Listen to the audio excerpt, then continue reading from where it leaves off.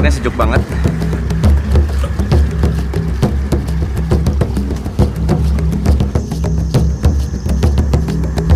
Bener guys, dan bambu coy.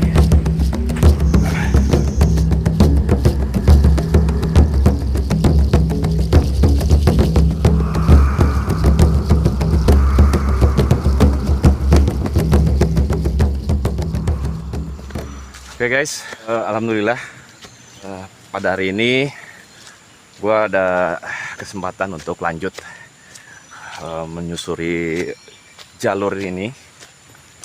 Di video kemarin gue bener-bener nggak bisa lanjut karena kondisinya bener-bener nggak memungkinkan.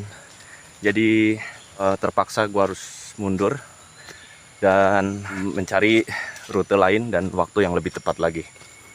Dan alhamdulillah hari ini akhirnya gue ada di sini lagi, siap lanjutin perjalanan menyusuri rute misterius yang kemarin. Halo Sobat Explore, hari ini saya melanjutkan eksplorasi ke jalur hutan Gunung Salak yang sebelumnya terhenti karena cuaca. Tujuan utama hari ini adalah mendokumentasikan potensi hayati yang ada di sepanjang jalur, termasuk sumber mata air, keanekaragaman flora, dan potensi keberadaan fauna indikator lingkungan. Gue curiga kalau di bawah ini sebenarnya ada aliran sungai, tapi belum tahu juga sih. Pokoknya kita lihat aja. Guys, ternyata di bawah sini memang ada aliran sungai. Cuman ini kebun awi guys, kebun bambu. Posisi ini kebun bambu. Wah, gue paling ngeri nih kalau udah kebun bambu begini nih. Dan ini posisi sungainya masih di bawah sana guys. Dari sini udah kedengeran airnya. Masih ada jalur ke bawah. Terobos aja lah. Hati-hati nih. Bambu memiliki peran ekologis signifikan. Sistem akarnya mampu menstabilkan tanah, menyerap air hujan secara optimal, dan menjadi habitat bagi berbagai mikrofauna. Kondisi cahaya yang minim dan kepadatan batang menunjukkan ini adalah area pertumbuhan alami, bukan budidaya. Suasana hening dan kelembapan tinggi menjadikan wilayah ini penting untuk konservasi mikroekosistem. Oke, masih ada jalur turun. Kita coba lihat sampai dekat. Posisi sungainya seperti apa? Sebenarnya bukan sungai sih, lebih mirip selokan gitu. Di sini banyak sekali populasi tanaman bambu. Ini memenuhi beberapa sudut di area sini. Dan terlihat banyak sekali bambu-bambu yang tumbang, yang patah dan menutupi aliran-aliran air di sini. Cuacanya lebih dingin karena ini posisinya benar-benar gelap. Matahari juga agak sulit menembus ke sini.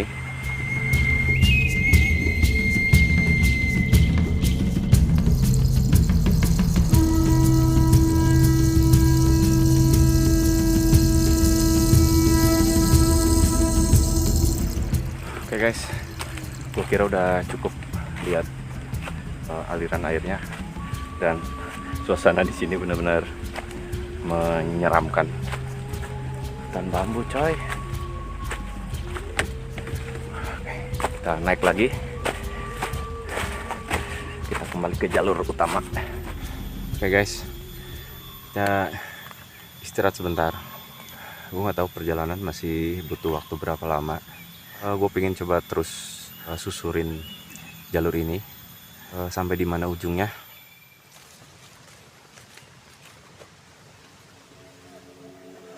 Kita nemu satu aliran sungai lagi. Airnya lumayan jernih. Aku mau coba cuci muka dulu. Oke, mantap.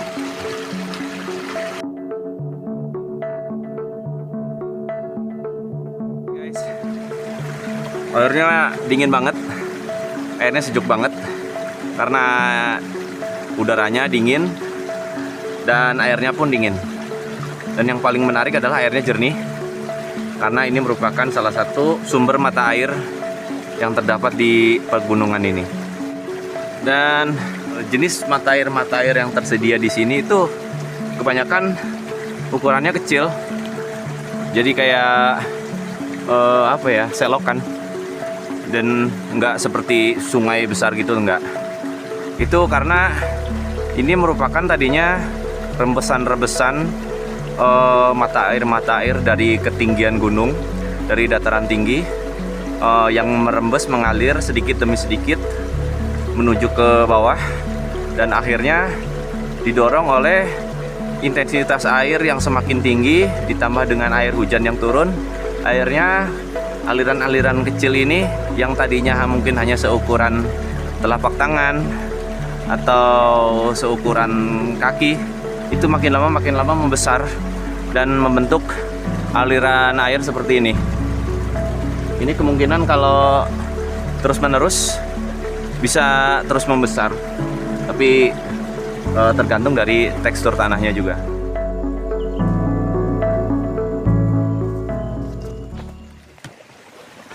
Oke guys, sekarang cuacanya sudah mulai kembali mendung. Seperti biasa, hutan hujan tropis memang memiliki kondisi cuaca yang sulit diprediksi. Beberapa jam yang lalu cuacanya masih cerah, dan sekarang tiba-tiba cuacanya sudah gelap. Oke, kita tetap lanjut.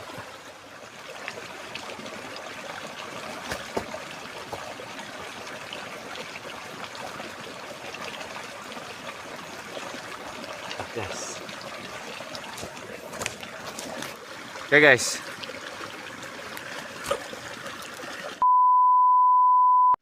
ini adalah salah satu amfibi atau bisa dibilang katak ya, yang cenderung lebih dominan menghuni tempat-tempat yang memang lembab, dan ini merupakan ukuran yang lumayan jumbo. Di beberapa tempat katak ini bisa tumbuh sampai sekitar hampir telapak tangan, tapi itu jarang sekali. Dan yang terpenting adalah ini merupakan salah satu hewan dipercaya merupakan indikator alami suatu tempat, di mana bila ditemukan hewan ini dalam keadaan yang memang masih memiliki kondisi fisik yang bagus atau tidak memiliki kecacatan secara genetik, itu tandanya lingkungan di sini masih sangat terjaga dan bagus sekali. Itu menandakan kalau wilayah pegunungan Halimau Salak ini ekosistemnya masih terjaga, keseimbangannya masih terjaga, dan kebersihan lingkungannya pun masih terjaga. Terbukti dari kualitas air di lingkungan ini masih sangat bagus, sehingga bisa dilihat dari indikator katak ini sebagai indikator terlihat memiliki kondisi fisik yang umum dan tidak ada kelainan-kelainan yang signifikan. Dan perlu teman-teman ketahui juga bahwa hewan ini kadang ada yang tertukar antara katak dan kodok. Nah, kalau yang saya pegang saat ini adalah ini disebutnya katak. Ciri-cirinya apa? Katak itu memiliki tekstur kulit yang lembab dan basah, dan juga cenderung memiliki kebiasaan melompat ketimbang merayap. Jadi ada perbedaan yang lumayan terlihat jelas antara katak dan kodok. Dan kalau katak itu lebih sering melompat, tapi kalau kodok itu dia lebih sering seperti merayap gitu loh. Jadi bisa dibedakan dari situ. Dan secara fisik juga bisa dibedakan kalau katak itu kulitnya lebih lembab dan berair, ya kan, seperti memiliki lendir. Dan kalau kodok itu cenderung kulitnya kering dan memiliki tekstur lebih kasar, seperti itu. Oke, ini. Oke guys, kita coba lepas lagi katak ini ke habitatnya. Salam lestari.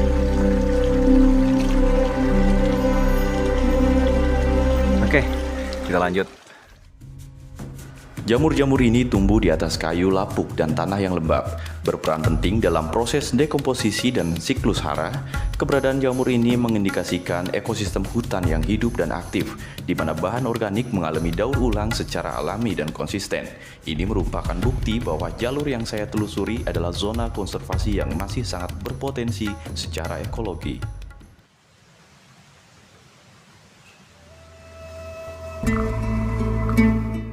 Hutan ini bukan cuma pemandangan. Setiap pohon, setiap batu, bahkan jejak air memberi tanda bahwa kehidupan di sini berjalan dengan caranya sendiri. Jalurnya rimbun dan hening, hanya semak belukar dan suara serangga yang seolah menyambut tamu yang asing. Dan itu membuat saya sadar, semakin dalam kamu masuk dalam hutan, semakin besar kemungkinan kamu menemukan dirimu sendiri yang sebenarnya.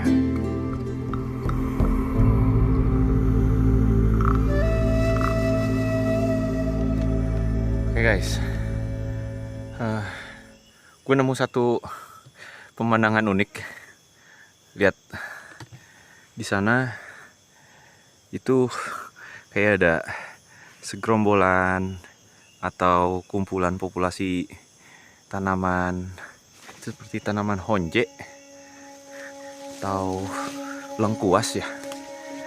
Bisa dilihat dari warna daunnya yang merah. Banyak banget. Waduh. Keren juga nih. Edlingera eleator, atau yang lebih dikenal sebagai kecombrang. Tanaman ini merupakan spesies dari keluarga Zingiberaceae, keluarga jahe-jahean, yang tumbuh subur di zona tropis dan lembab. Kecombrang dikenal tidak hanya sebagai bahan kuliner tradisional, tapi juga memiliki nilai ekologi dan etnobotani tinggi. Keberadaannya di kawasan hutan ini menunjukkan bahwa vegetasi liar yang punya nilai pangan dan budaya masih bertahan di ekosistem alami. Ini menjadi catatan penting untuk konservasi tumbuhan berguna yang masih bisa dimanfaatkan secara berkelanjutan.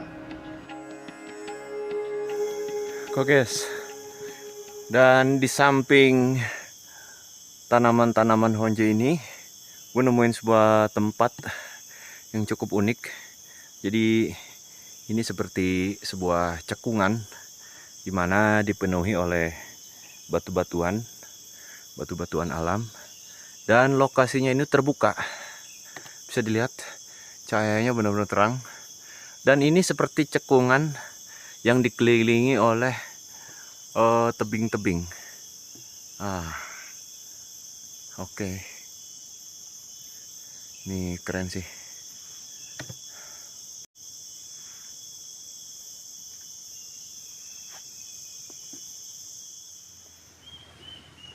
Oke guys, sepertinya jalurnya berhenti di sini.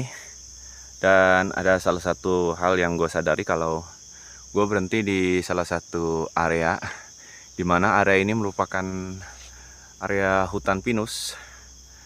Ya, gue curiga banget kalau ini tuh tadinya adalah tempat spot wisata. Cuman karena memang ya nggak tahu lah, tiba-tiba mungkin ini tempat ditinggalkan dan jadi agak terbengkalai. Karena posisinya benar-benar terbuka, dan ini mirip spot-spot wisata seperti di daerah-daerah pegunungan pada umumnya, yang menyajikan pemandangan hutan pinus ya. Dan ternyata jalur yang gue lewati itu memang menuju ke arah sini. Cukup lumayan spotnya, cukup oke. Oke guys, nah ini ada area yang cukup terbuka. Gue bakal coba istirahat dulu di sini. Dan akhirnya saya di sini, sendiri, jauh dari kebisingan, jauh dari keramaian, namun menenangkan.